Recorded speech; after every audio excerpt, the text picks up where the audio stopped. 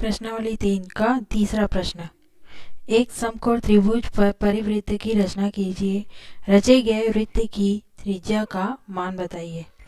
सबसे पहले एक समकोण त्रिभुज बनाना है और उस पर परिवृत्त जो त्रिभुज के तीनों शीर्षों से होकर गुजरेगा वो वाला वृत्त हमें बनाना है। रचे गए वृत्त की त्रिज्या का मान भी हमें बताना है। ठीक है, तो अपनी कॉपी में सबसे पहले एक समकोण त्रिभुज बनाना है जिसकी भुजाओं की माप हमें नहीं दी गई है ना। तो हम माना कि एक त्रिभुज की भुजाओं की माप क्या क्या होगी वो हम मानेंगे और रचना के चरण भी लिखते जाएंगे। बिना नाप के हम त्रिभुज नहीं बना सकते क्योंकि हमें उसकी त्रिज्या भी नाप करके बतानी है ना। तो अपनी कॉपी में एक नाप का हमें एक हाइपोटेनियस मतलब कि समकोण त्रिभुज बनाना है। ठीक है, तो माना कि ए बी एक भुजा है जिसकी माप 3 सेंटीमीटर है ना। बी सी एक भुजा है जिसकी माप 4 सेंटीमीटर है और ए सी एक भुजा है त्रिभुज की जिसकी माप 5 सेंटीमीटर है। तो इतना नाप लेकर हम एक पहले समकोण त्रिभुज की रचना करते हैं ना। स्केल की सहायता से ए बी भुजा या फिर बी सी भुजा बना लेते हैं ना।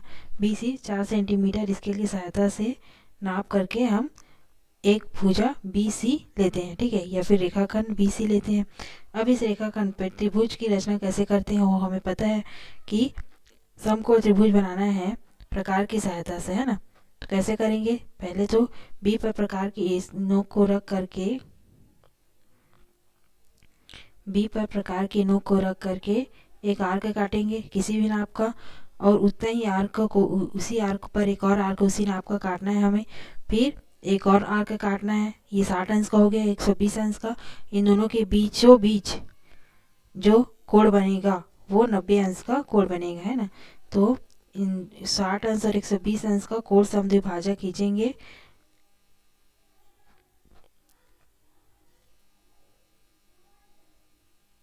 ये परपेंडिकुलर होगा, ये जो भुजा बनाया है वो परपेंडिकुलर होगा बीसी पर। ठीक, अब इस पर बी से प्रकार की नोक को रख करके ए बी बनाना है हमें ना। 3 सेंटीमीटर का आर्क हम काटेंगे बी इस किरण पर। मान लेते हैं किरण है बी वाई, है ना। इस किरण पर हम एक आर्क काटेंगे, कितना सेंटीमीटर होना चाहिए, 3 सेंटीमीटर। इसको मान लेते हैं इस बिंदु को जहाँ पे आर्क मिला है हमें वो बिंदु को ए। और ए से अगर हम सी को मापेंगे स्केल की सहायता से तो ये हमें 5 सेंटीमीटर का मिलेगा।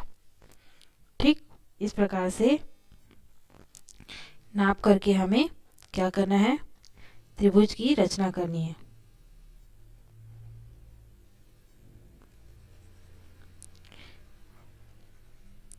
ये एक त्रिभुज समकोण त्रिभुज बन गया।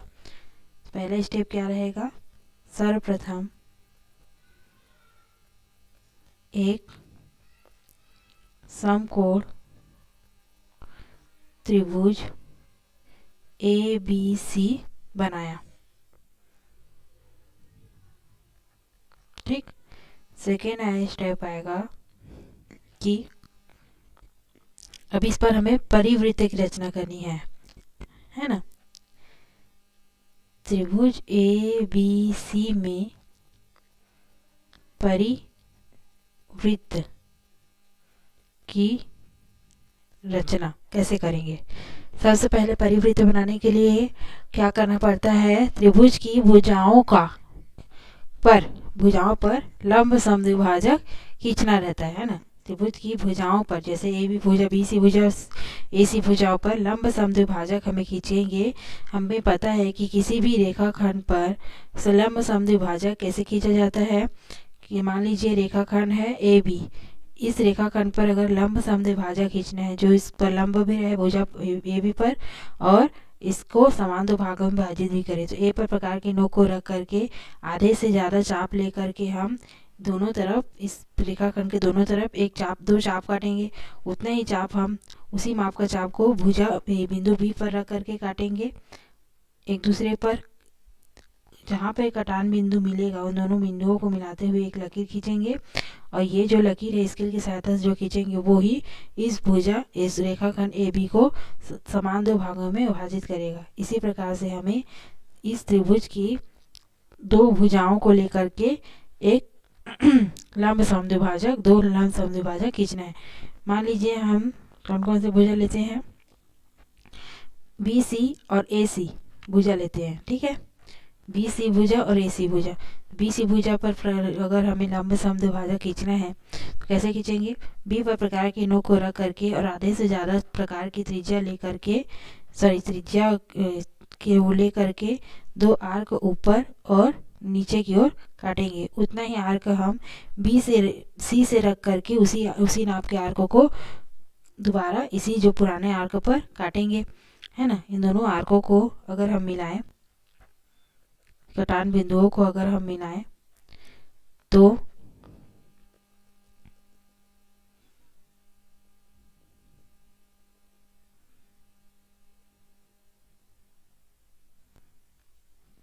इस प्रकार से लंब समद्विभाजक भुजा बी सी का हमें मिलेगा, ठीक।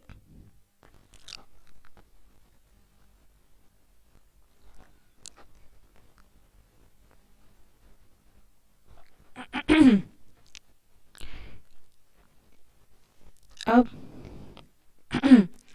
भुजा ए सी का लंब समद्विभाजक खींचेंगे तो ए पर प्रकार की नोक को रख करके और आधे से ज़्यादा प्रकार को फैला करके दो आर्क हमें काटना है, एक ऊपर की तरफ एक नीचे की तरफ, ठीक। अब सी पर प्रकार के नोक को रख करके उसी आर्क पर दोबारा आर्क काटेंगे तो इस प्रकार से हमें दो कटान बिंदु मिलेंगे। अब इन कटान बिंदुओं को मिलाते हुए एक लकीर हमें स्केल की सहायता से खींचनी है।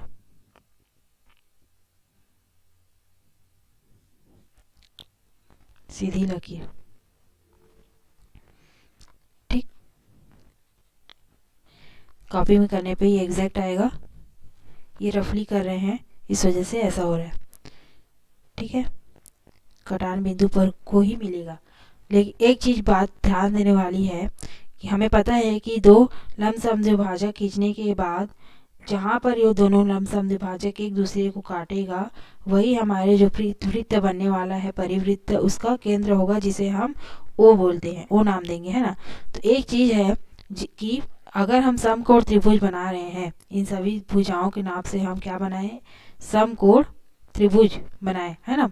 तो समकोण त्रिभुज में जो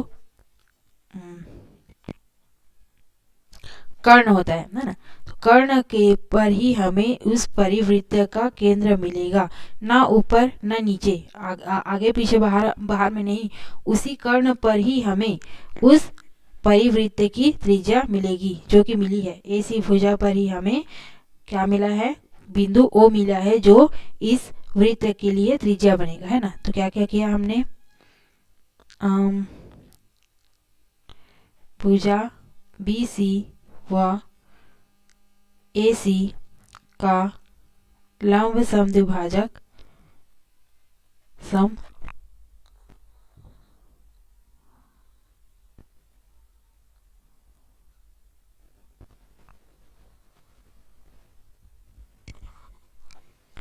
द्विभाजक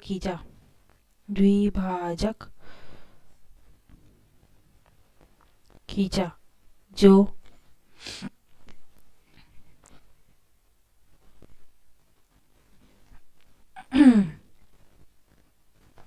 एक दूसरे को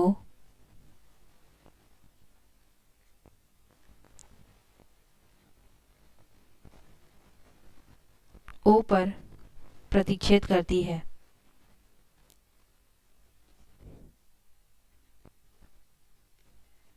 जो एक दूसरे को ओ पर प्रतिच्छेद करती है, ठीक। अब ओ को केंद्र लेकर हम एक वृत्त की रचना करेंगे, ठीक है। ओ पर प्रकार के नोक को रख करके और ओ सी या फिर ओ बी को त्रिज्या लेकर के एक वृत्त की रचना करेंगे, ठीक। ओ को केंद्र लेकर और ओ ए को वृत्त की त्रिज्या लेकर एक वृत्त खींचेंगे जो इस त्रिभुज के तीनों शीर्षों से होकर गुजरेगा।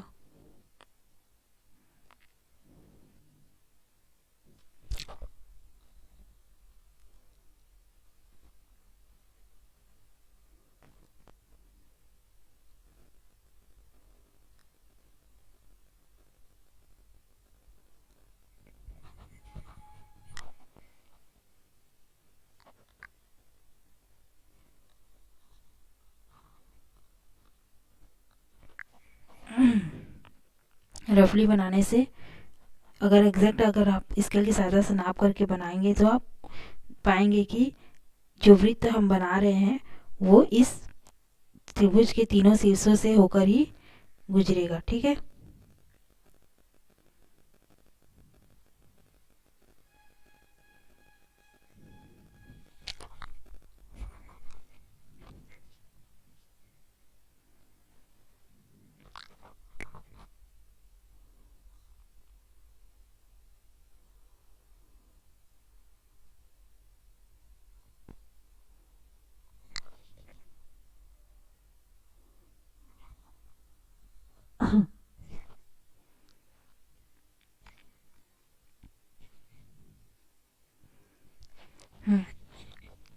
अब O को केंद्र लेकर क्या किया हमने, केंद्र लेकर व OA को त्रिज्या लेकर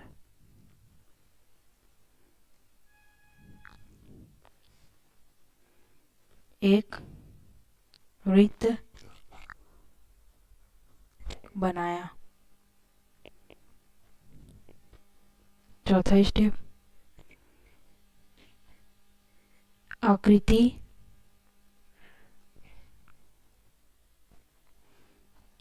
में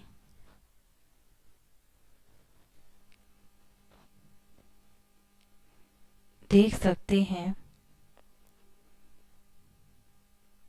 कि यह वृत्त त्रिभुज ABC के या फिर समकोण त्रिभुज ABC के तीनों शीर्षों से गुजरता है, तीनों शीर्षों से होकर गुजरता है। ठीक है। इस प्रकार से समकोण त्रिभुज, लेकिन समकोण त्रिभुज बनाने के लिए आपको नाप जरूरी है। क्यों?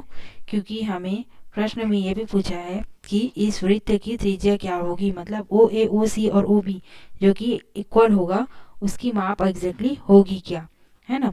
तो हमें पता है कि AC का लंब समद्विभाजक मिला है हमें O, ठीक, जो O बिंदु पर मिला है ना, जो कि AC को समान दो भागों में विभाजित कर रहा है। जब AC 5 सेंटीमीटर का है तो इसको दो भागों में विभाजित करेंगे हम, तो OA कितना मिलेगा, 2.5। 2.5 OC भी 2.5, उसी प्रकार से OB भी हमें 2.5 मिलेगा, है ना। तो इस प्रकार हमें इस वृत्त की त्रिज्या क्या क्या मिली, OA बराबर OC बराबर OB बराबर 2.5 सेंटीमीटर होगी। अगर आप स्केल में मापे तो आपको मिलेगा कि इस वृत्त की जो हमने बनाई है परिवृत्त, उसकी त्रिज्या क्या है, 2.5 है। ये हमारा प्रश्न के अनुसार उत्तर भी होगा। ठीक है। इस वजह से हमें जो समकोण त्रिभुज बनाना है जिसकी नाप नहीं दी है प्रश्न में, लेकिन उसको हम मान करके किसी निश्चित नाप पर ही हम इस त्रिभुज को बनाएंगे, जिससे हमें इस त्रिभुज की त्रिज्या प्राप्त होगी। ठीक है, सॉरी, वृत्त की त्रिज्या प्राप्त होगी। अब थर्ड क्वेश्चन हो गया। इसी प्रकार से फोर्थ क्वेश्चन में भी हम समकोण त्रिभुज बनाएंगे, लेकिन इसमें अंतःवृत्त बनाना है। तो इस वजह से हम जो त्रिभुज बनाने वाले हैं वो हमारा क्या होगा, पहले 5 सेंटीमीटर, 3 सेंटीमीटर और 4 सेंटीमीटर का हमने बनाया था ना, इस बार बढ़ा करके, है ना, 7 सेंटीमीटर उसका हाइपोटेनियस रख देंगे, मतलब AC, और 5 सेंटीमीटर और 3 सेंटीमीटर ऐसा करके किसी निश्चित नापों से हम क्या बनाएंगे, त्रिभुज बनाएंगे। अब उस पर अंतःवृत्त बनाना है, इस वजह से त्रिभुज को बड़ा बनाना पड़ेगा और उसके अंदर में हमें अंतःवृत्त की रचना करनी है। लेकिन अंतःवृत्त के लिए कंडीशन क्या होगा कि एक त्रिभुज बनाने के बाद परिवृत्त के लिए जब हम भुजा को लंबसम द्विभाजक कर रहे थे, भुजा की लंबसम द्विभाजक हो रहा था, उसी प्रकार से इस बार जब हम अंतःवृत्त की रचना करेंगे तो कोणों को समान भागों में विभाजित करेंगे। कोणों को 2 समान भागों में विभाजित करेंगे, मतलब कि कोण समद्विभाजक होगा और दो भुजाओं के कोण समद्विभाजक खींचने के बाद कहीं पर हमें दोनों कोण समद्विभाजक एक दूसरे को किसी बिंदु पर काटेंगे, वही बिंदु हमारा क्या बनेगा, वृत्त बनने वाला है, उसके लिए केंद्र बनेगा, है ना। इस प्रकार से समकोण त्रिभुज बनाने के बाद हमें अंतःवृत्त की रचना करनी है और इसमें भी हमें वृत्त की त्रिज्या की मान बतानी है। लेकिन इस बार वृत्त की त्रिज्या हमें छोटी मिलेगी, कम मिलेगी। क्यों? क्योंकि हमें छोटा सा वृत्त बनाना है त्रिभुज के अंदर में। ठीक है, उसके बाद 5वां, 6वां, 7वां 4 क्वेश्चन और बचे हैं इस प्रश्नों में, इस प्रश्नावली में। नेक्स्ट वीडियो बनाएंगे।